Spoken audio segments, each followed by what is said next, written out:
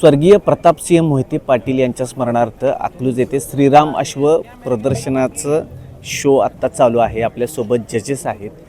काय नक्की कशी आहे ही स्पर्धा, काय कॅटेगरी असणार आहेत, कशा पद्धतीने घेतली जाते? तुम्ही 3 प्रश्न एकदम विचारलेत की काय आहे स्पर्धा, कॅटेगरी काय आहे आणि काय बघितलं. तर स्पर्धा ही मारवाडी घोड्यांची आहे, जे राजस्थानचं बेस आहे मारवाडी घोड्यांचं.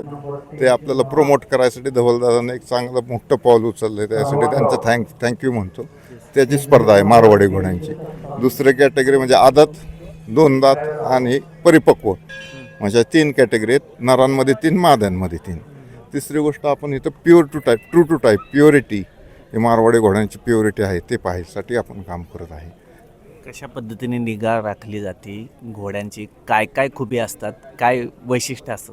आता हे उत्तर द्यायला तुम्हाला 2 तास कमी होतील, पण घोड्यांची काळजी म्हणजे तुम्हाला म्हटलं तर एक चांगला तबेला चालवायसाठी तुम्हाला यू शूड हॅव, म्हणजे तुमच्याकडे धन दौलत पैसे मन सगळंच दिलं तर ते होणार आहे. एक तुम्ही नुसते पैसे दिले तर होणार नाही, नुसतं मन लावलं तर होणार नाही, वेळ बी द्यायला हवा. 3 गोष्टी एकदम दिल्या तर हे निगा होईल. एक गोष्टीने होत नाही. आणि सगळ्यात महत्त्वाचं घोड्यावरचं प्रेम हे हवं. किती घोडे आले आहेत आणि कशा पद्धतीने ते सांगा. किती घोडे आले आहेत, कशा पद्धतीने त्यांचं सिलेक्शन होणार आहे? आता आपल्याकडे यावर्षी या 7व्या शोला जवळजवळ प्रत्येक कॅटेगरीमध्ये आपल्याकडे 20 ते 25च्या आसपास कॅटेगरीज आहे. 6 कॅटेगरीज आहेत, त्यामध्ये 20 ते 25 एंट्रीज आहेत. म्हणजे ह्या एंट्रीज कमीत कमी 125-150च्या आसपास जातात. संबंध भारतामधून आपल्याकडे घोडे येतात, कारण पंजाब, राजस्थान, गुजरात, तामिळनाडू, कर्नाटका, तेलंगणा आणि अख्ख्या महाराष्ट्रातले असे सगळीकडनं नामांकित असे जे ब्रीडर्स आहेत ते आपल्याकडे घोडे घेऊन येतात. तर जवळजवळ 125-150 घोडे आपल्याकडे येतील, कारण आत्ता आलेले घोडे यात व्यतिरिक्तही रात्री घोडे येतील, कारण उद्या काही वेगळ्या कॅटेगरीच्या रिंग्स असतात, त्यामुळे रात्री बरेचसे घोडे येतात अजून पण.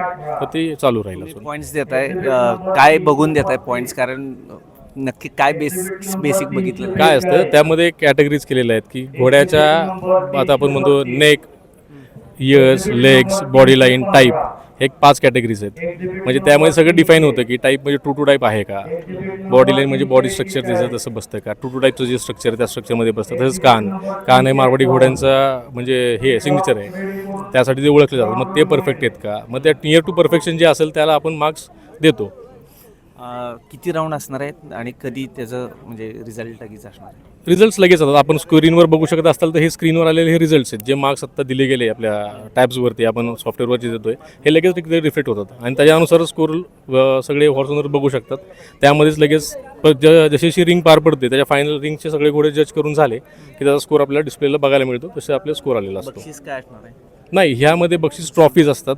इथं ट्रॉफीज प्रत्येक कॅटेगरीला विनर असे 5 ट्रॉफीज देतोय आपण, 1 2 3 4 5.